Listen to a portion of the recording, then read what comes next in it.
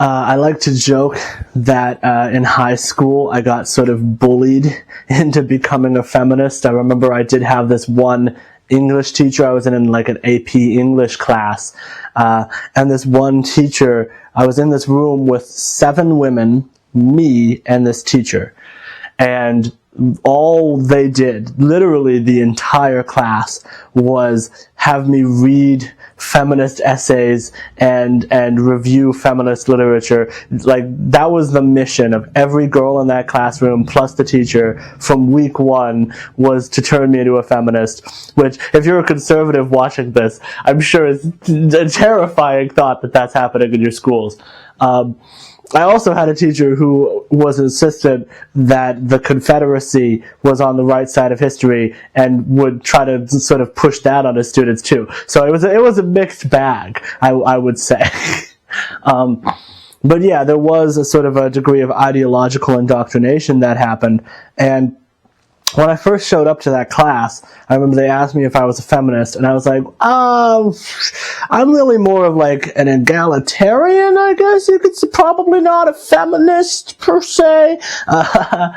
And what they really spent the most time hammering in was the role of sexual violence. That was the main topic of discussion, was the role that sexual violence plays in women's lives and the excuses that men make for committing sexual violence and for ignoring sexual violence that takes place in our communities. And that stuck with me. Definitely agreed with the general premise of we should take sexual violence more seriously, and excuses like, well, she was asking for it because she was wearing sexually provocative clothing, are not okay, and that consent culture is a good idea. We should have a culture of consent in which men seek enthusiastic yeses from women before any sort of sexual activity. All of that I am still 100% on board with and agree with. So when I started to get into politics and started to think about and talk about issues related to sex and gender, all of the research I was doing, I kind of have one foot in my own sort of incel-y life experience of being a pretty lonely, sexually frustrated guy, surrounded by male friends who can't get any matches on dating apps, while our female friends get tons of matches. And my other foot in this ardent disdain for anybody who would be dismissive towards sexual violence and the harm that it causes, or anybody who would try to make excuses for it. One aspect of this that really stuck with me was date rape and the ethics of consent with somebody who is to some extent inebriated. I've never drinking alcohol myself, and to some extent I think this ethics of date rape has made things a little bit difficult for me, because most settings in which you would meet a girl, especially in the modern day, are settings in which people are drinking, and as somebody who doesn't drink myself, I can't exactly say like, well, we were both drunk or anything, so I end up in a lot of scenarios where I have to try and gauge whether somebody is just tipsy or not. And I think I'm overly cautious. I think I'm perhaps overly cautious. I think there have perhaps been times in my life where a girl was like a little bit tipsy and like maybe it would have been fine ethically, but I still stayed away because I was trying to be like sort of extra polite and ameliorative to her need to be fully conscious in order to consent. So that said, one of the things I was interested in when I started to get into politics was maybe I look into the actual specifics and the details of policy surrounding sexual violence. Because, for one thing, I think if I am going to talk about things like male loneliness and sexual frustration, I should do the due diligence of proving that I care about women's issues as well, and not just kind of say that I do. I should actually have clear policy endorsements that show that I care about sexual violence. So I wanted to find policy discussions. Instead, what I found was just a glut of memoirs. If you go to the women's issues section or the feminist section of any normal bookstore and you try to find actual like feminist policy discussions, they're lacking. And this isn't the case with other groups. You know, if you go to like race politics or black politics, there are specific policies regarding the police. You can end qualified immunity. There are specific policies about how to alleviate poverty.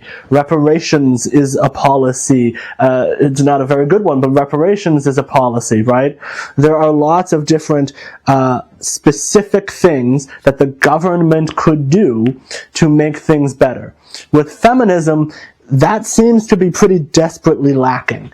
In most examinations of the law surrounding this issue that I've found, the problem in question with the law is still very much bound up with people's attitudes. It's bound up with whether or not a jury happens to contain people who are comfortable convicting somebody who committed sexual assault. I'm going to put an article below that is about, like, the law doesn't care about rape. I think that's the title of it. And you can read that article for yourself and see the ways in which the author talks about the history of how the law used to be fundamentally structured in an unequal way, and how today the legacy of that structure persists in people's cultural attitudes, which does not guide you in terms of what we can do today to alter policy. What little I've been able to find that actually engages depthfully with the question of policy responses tends to be from abolitionist feminists. So they're responding to what they would call carceral feminism, a tradition that seeks to put as many people who commit sexual violence in jail as possible. But there aren't a lot of carceral feminist texts.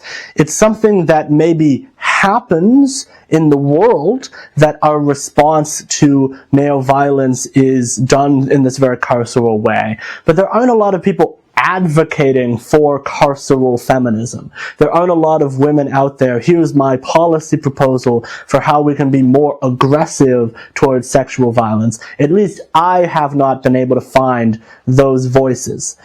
What I have found is books like The Feminist and the Sex Offender, for example, that advocate some pretty controversial stances, including things like abolishing sex offender registries, with the goal of reducing the amount of incarceration caused by feminist goals of holding accountable people who commit sexual violence. And I think that's a legitimate perspective in its own right. I'm not here to be against abolitionist feminism, but even if you do abolitionist feminism, what hasn't been made clear is policies you could enact that could just get more people who've committed sexual violence into the system in the first place. What has not been made clear is how you can increase taking this seriously while still maybe not necessarily giving every single person who's engaged in some form of gray area sexual activity the death penalty. And it should be noted that, of course, a lot of these abolitionist feminists, part of the point that they make is that the court system is less likely to prosecute if these punishments are unreasonably harsh. So, for example, there are court cases where specifically young men who have committed sexual violence have been let off because the judge took a look at the sentencing and said, I don't want to sentence this kid to life in prison, for example. And so abolitionist feminists would argue that by reducing sentences, we are going to increase the number of people who get sentenced in the first place. I don't think that's a bad argument. I think that's probably true, but I think it should also be alongside goals of getting more people who have committed sexual assault into the system. And so to that end, I present to you open to debate. There's this very specific debate that I'm going to link in the description that I think everybody should listen to. That is between colleges and police as what is sort of the best institution to take sexual violence seriously. The question, I guess, is specifically, should we be having a greater, stronger role for campus tribunals? The potential risks of campus tribunals is that college campuses might not want to have the controversy of sexual assault cases on their campus, and so they might be more willing to dismiss those cases. But on the other hand, they might be more capable of handling more cases of sexual violence that might not be taken to the criminal justice system because people are so hesitant to come forward after an assault and go to the police. But they might be more willing to go to their low-level campus authorities. Now, I'm not going to take a stance on this debate. Well, maybe I am. I think campus tribunals are better, personally. I don't know, it just sounds slightly better. But I can see both sides of the argument. I just wish more conversations like that one were happening about how to handle these issues from a strict policy perspective, so that if we want to take these things seriously, we can actually talk about them in terms of what can be done. I think there have been, and I don't want to be dismissive of the people who write these memoirs, but I think there have been plenty of memoirs and TV shows and movies and culture sharing the experiences of women who've experienced sexual violence. I don't think that the reason we as a society have failed to do enough about it is because we don't know that it's happening. I think it's because we've yet to arrive at a way of handling it that works.